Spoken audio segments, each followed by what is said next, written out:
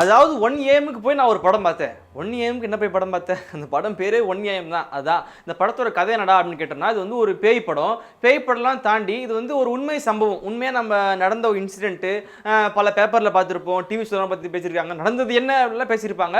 என்ன கதைன்னு பார்த்தோம்னா, சென்னையில் வந்து ஒரு ஏரியாவில் நைட்டு 1 மணிக்கு மேலே ஒரு பொண்ணு நிற்கிறதாகவும், அந்த பொண்ணு வந்து லிஃப்ட் கேட்குறதாகவும், அந்த லிஃப்ட் கேட்டோம்னா அது வந்து கூட்டு பண்ணி கொலை பண்ணுறதாகவும் சம்பவம் நடந்துகிட்டு இருக்கு. அதை பேஸ் பண்ண ஒரு படம் தான். அந்த மாதிரி பண்ணிட்டு இருக்கும் போது சென்னையில் நடக்கிற ஒரு பெரிய ஆள் ஒருத்தர், மினிஸ்டரோட பையன், அவரோட ஃப்ரெண்டு, இந்த மாதிரி அந்த கேஸில் மாட்டுறாங்க. கேஸில் மாட்டினா செத்துடுறாங்க. செத்தோடனே என்ன ஆகுதுன்னா, ஒரு நார்மலாக ஒரு பையன் செத்தா போலீஸோட பார்வை படாது. பெரிய ஆள் பசங்க ஒரு விஷயத்தில் மாட்டினாங்கன்னு உடனே போலீஸ் பார்வைப்பட்டோம். அந்த போலீஸ் பார்வைப்படுது. கடைசியில் அது உண்மையான கொலையா இல்லை பேய் தான் கொலை பண்ணுச்சா, அப்படி யார் அந்த பேய், அப்படி என்ன விஷயம் பண்ணுது, அப்படி உண்மையாக கொலை நடந்தா அது யார் கொலை பண்ணிப்பான்றது பல டிஸ்ட் கலந்த ஒரு கதை தான் இந்த படத்தோட கதை.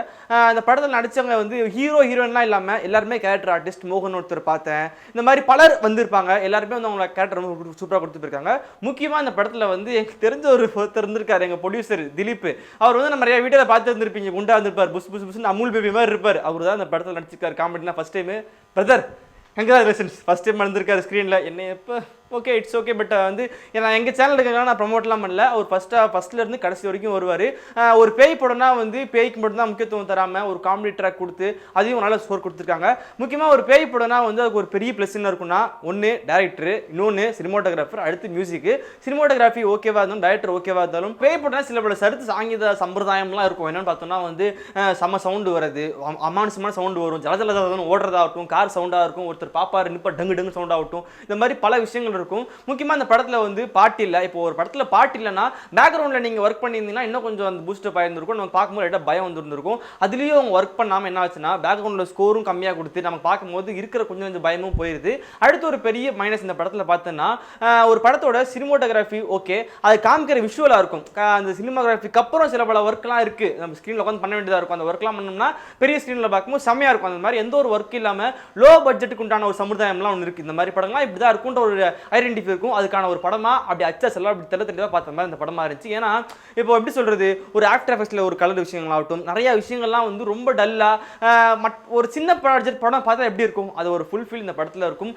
இப்போ இருக்க படங்கள்லாம் கம்மி செலவு பண்ணி செம்மையாக பேக்ரவுண்ட் கொடுக்குறாங்க. அவுட்புட்லாம் சூப்பராக இருக்குது. நீங்கள் கொஞ்சம் செலவு பண்ணியிருக்கீங்க, நல்ல அவுட்புட் கொடுத்துருந்துருக்கலாமேன்னு சொல்ல தோணுச்சு. ஏன்னா வந்து இந்த படத்தில் வந்து முக்கியமாக யூ சர்டிஃபிகேட் கொடுத்துருவாங்க. யூ சர்டிஃபிகேட் கொடுக்கும்போது என்ன ஆகுனா, குழந்தைங்களுக்கு பெரியவங்க வரைக்கும் எல்லாரும் அந்த படத்தை வந்து பார்ப்பாங்க. அந்த நம்பிக்கையில் வந்து ஒரு ரேப் சீன் காமிக்கிறது கூட அவ்வளோ டீசெண்டாக, ஒரு சின்ன குழந்தை பார்த்தா கூட கையோ கண்ணை மூடாத லெவலுக்கு காமிச்சிருக்காங்க. அது ஒரு பெரிய அப்ரிஷியேட். இதுக்காக படம் போய் பார்க்கலாம். ஓகே, ஸோ இந்த மாதிரிலாம் நல்ல விஷயங்கள் இருக்கும்போது அது இன்னும் கொஞ்சம் பூஸ்டப்பா மியூசிக்கில் கொஞ்சம் விஷயங்கள், அப்புறம் இந்த ஆஃப்டர் எஃபெக்ட்ஸ்ல விஷயங்கள்லாம் கொடுத்துருந்தா இன்னும் கொஞ்சம் நல்லா இருந்துக்குன்ற ஒரு சின்ன ஒரு ஃபீல் தான். ஏன்னா அந்த தியேட்டரில் முடிச்சுட்டு படத்துக்கு வெளியே வரும்போது ஒரு டைலாக் கூட கிளாப்ஸ் வந்துச்சு. ஏன்னா ஒரு புதுசாக ஒரு புது ஆளுங்க ஒரு படம் பண்ணுறாங்க, ஒரு புது விஷயங்கள் பண்ணுறாங்க. இந்த படத்தோட டேரக்டரும் ஜித்தன் 2 படம் பண்ணார். அந்த படம் அவ்வளோ ஓடாட்டியும் இந்த படம் ஒரு நல்ல ஒரு ஓடக்கூடிய ஒரு படம் தான். ஸோ இது என்னதான் ஒரு லாஜிக்கலாக இருந்தாலும், இந்த மாதிரி மிஸ்டேக்லாம் இருந்தாலும், மைனஸ்லாம் இருந்தாலும், அதெல்லாம் மறந்துட்டு ஒரு நல்ல படமாக ஒரு பேய் படம் போய் பார்க்கணும்னு நினச்சிங்கன்னா இந்த படத்தை போய் நீங்கள் தாராளமாக தியேட்டரில் உட்காந்து பார்க்கலாம். ஃபேமிலியோட உட்காந்து நம்பி பார்க்கலாம். எந்த ஒரு வல்கர் சீன் எந்த ஒரு இது இருக்கான்னு சொல்லிட்டு நான் பார்த்தேன். அதனால தான் நான் உங்களுக்கு சொல்கிறேன். உங்கள் ஆள் நடிச்சிருக்காங்க, நீ ஜாலடா தட்டுற. சத்தியமாக ஜாலடா தட்டல. அவர் சும்மா நடிச்சிருக்காரு. என்ன நடிச்சிருக்கீங்க போமா, அவன் திட்டிட்டேன். ஓகே, அந்த மாதிரி வந்து யார் நடிச்சாலும் சரி, நானே நடித்தாலும் மொக்க தான். நல்ல படமாக இருந்தால் போய் நீங்கள் ஆதரவு பண்ணலாம். இந்த படம் நல்லா இருந்துச்சு, நான் சொல்லிட்டேன். நீங்கள் என்ன பண்ணால் எப்பயும் எங்கள் சேனலில் சப்ஸ்கிரைப் பண்ணிடணும், லைக் பண்ணிடணும், மறக்காமல் கமெண்ட் பண்ணிடணும். ஓகே, நன்றி. அதான் நடிச்சிருந்தீங்க பாஸ். ஓ